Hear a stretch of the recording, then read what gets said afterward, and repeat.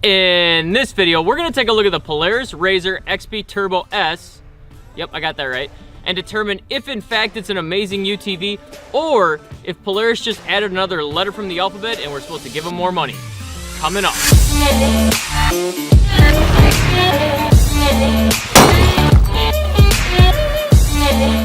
Say welcome to the video and thank you so much for watching. If you're just checking out Midwest ATV for the first time, this channel is really all about trail reviews, gear reviews, and just ATV entertainment and information. So if cruising around and riding is one of your hobbies, think about hitting that subscribe button.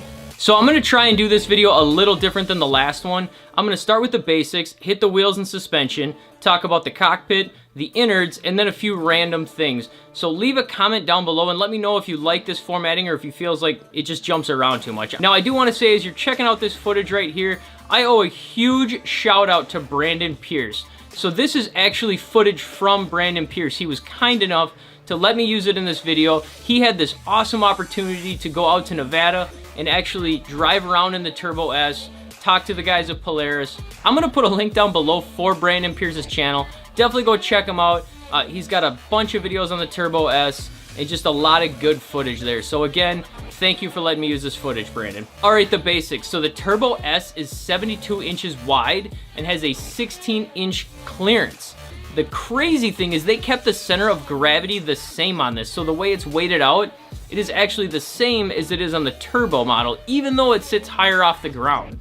Now it's spitting out 168 horsepower with a top speed of 85 miles per hour. So they actually increased it 5 miles per hour from the previous Turbo. So let's get into the suspension a little bit. Now it does have 25 inches of usable travel, and you may be wondering, what does usable travel mean? Now Polaris, they kind of went ahead and tried to redefine how that's all measured, and it's a little complicated. This is obviously a new metric that we're kind of bringing to the industry. I've seen some of you guys' reactions already, having some questions about that. The way it's measured is if the vehicle is in full droop, you were hanging it in the air, you would measure usable travel from bottom of the skid plate to the bottom of the tires where it's hanging in full droop. So essentially it's, if you were traveling, the chassis was traveling through to the ground, it would be all of the distance that you could use to travel through before the chassis impacted the earth. So sitting with that 25 inches of usable travel are Fox Podium 3.0 internal bypass shocks.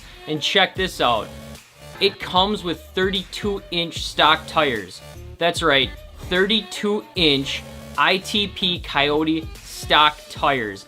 That's friggin' sweet. Now, there's an added benefit to that as well, because Polaris knows if you were just to slap 32-inch tires on top of a RZR or any other side-by-side without any other upgrades, you're gonna run into issues, right? Those are beefy tires. So what they did is they reinforced the links, the drivetrain, the axles, and all sorts of other stuff to make sure that the machine could actually handle those 32-inch tires. So again, you're not just getting 32-inch ITP tires, you're actually getting a much stronger, beefier machine to go along with them.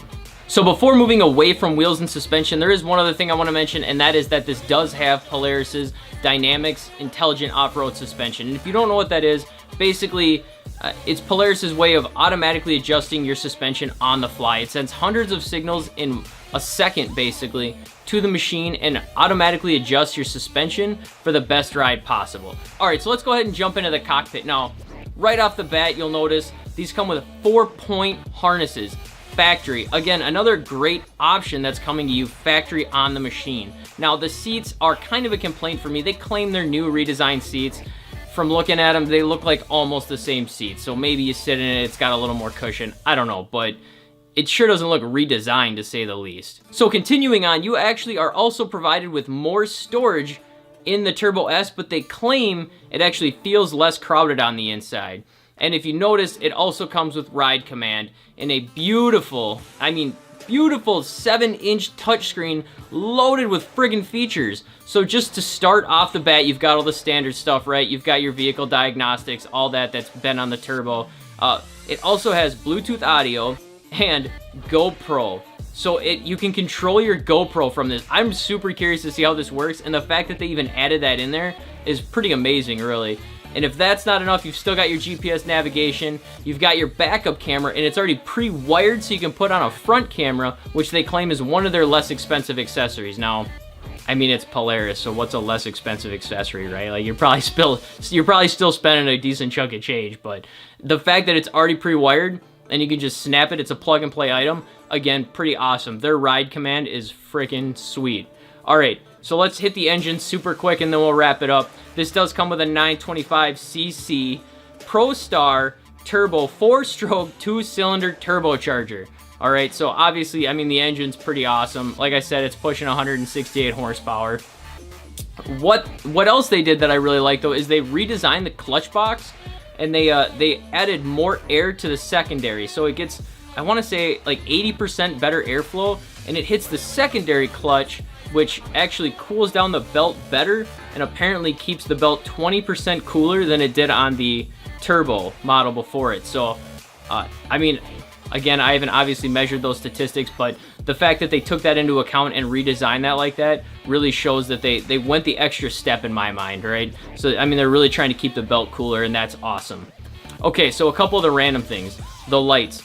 The headlights, the taillights, the accent lights, like, it's all friggin' sweet. There's not a lot of extra stuff I need to say about it. It's just awesome. I mean, they really put in some extra effort and time to make some amazing lights. From looking at this, I don't really see any reason you would need to replace these and put in better lights, minus things like light bars and all that, right? But you're not gonna, I don't think you're gonna find yourself having to replace headlights or taillights for a better look, because it's already there. And then the accent lighting that they put on this thing is amazing. So if we move on to the roll cage, you'll notice it's got a little bit different design, and that's because it has 8 points of contact instead of 6, and they actually made it beefier. However, they've also made it more low profile. So with less of a profile, they've actually made it stronger, and they've added a stock roof. Again, another item that's included stock that you're not gonna have to find yourself spending more money on shortly down the road. Now, since we're talking about accessories, since they've redesigned this so much, a lot of the bolt-on accessories already provided for the RZR XP Turbo aren't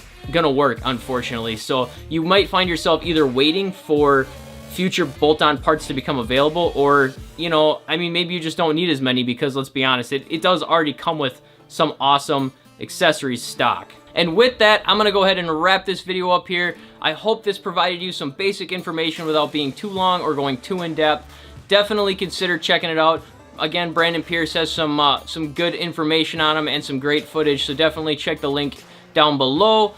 I gotta say, I'm super excited about this one. It might be preemptive because I haven't driven it yet, but as it sits right now, this appears to be the most awesome UTV that's going to hit the market anytime in the near future. And I know Can-Ams are great. I'm sorry, guys. They're awesome. I don't know. The Turbo S seems like an amazing UTV. So leave a note down below. Let me know what you think. Do you think it's not really going to, you know, own up to what it appears, or are you still just a Can-Am guy or whatever? I understand. I get it. They're all great, but I'm super excited. I think it's going to be an amazing UTV. I truly can't wait to get behind the wheel of one. So, all right, I'm rambling. I'm just super excited about it, but I'm going to go ahead and go. So like this video if you like it, subscribe if you haven't already, and I hope to see you out on the trails. Thanks for watching.